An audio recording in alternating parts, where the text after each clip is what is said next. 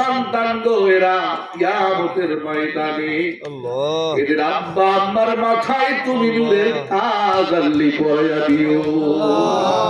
রব্বুল আলামিন আমাদের জীবনের সমস্ত গুনাহগুলো তুমি মাফ করে দিও।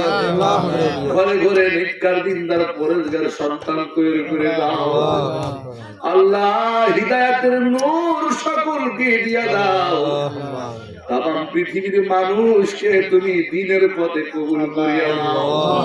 ইসলামকে নিয়ে যারা ষড়যন্ত্র করে, মুসলমানদের নিয়ে ষড়যন্ত্র করে, ওলি আল্লাহ পীর মাশায়েখ মাজার নিয়ে যারা ষড়যন্ত্র করে, আল্লাহ হিদায়াত থাকলে হিদায়াত দাও। যদি হিদায়াত না থাকে রে বিচারক তুমি তোমার বিচার চালাইয়া যাও আল্লাহ।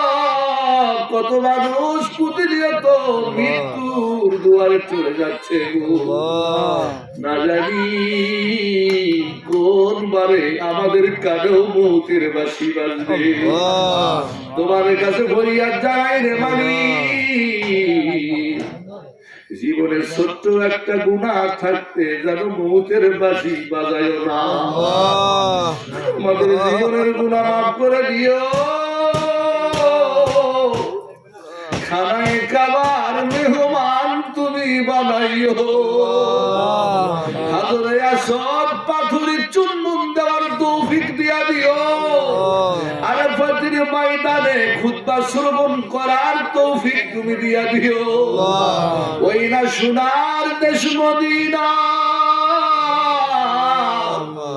ওই রওজার পাশে দাঁড়ায় আমার নূর নবীকে সালাম দেওয়ার তৌফিক তুমি দিয়া দিও।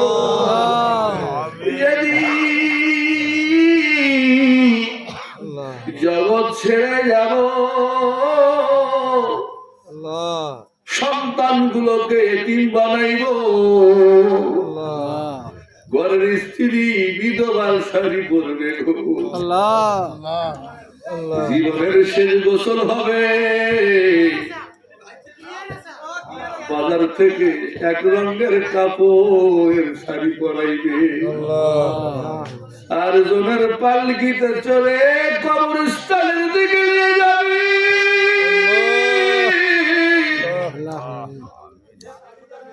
তিনজন দরদি কুলে উঠে আস্তে আস্তে বলে সাড়ে দিন মাটির কবর শোয়া দিবে।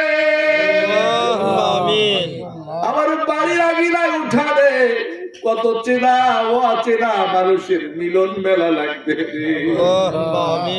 ওই দিন আসার আগে তোমার কাছে একটাই ফরিয়াদ, এই কণ্ঠনালী বন্ধ হয়ে যাওয়ার আগে, জবান মোবারক স্তব্ধ হয়ে যাওয়ার আগে, নবীজির নুরানি চেহারা মোবারক চোখের সামনে ভাসাইয়া দিয়া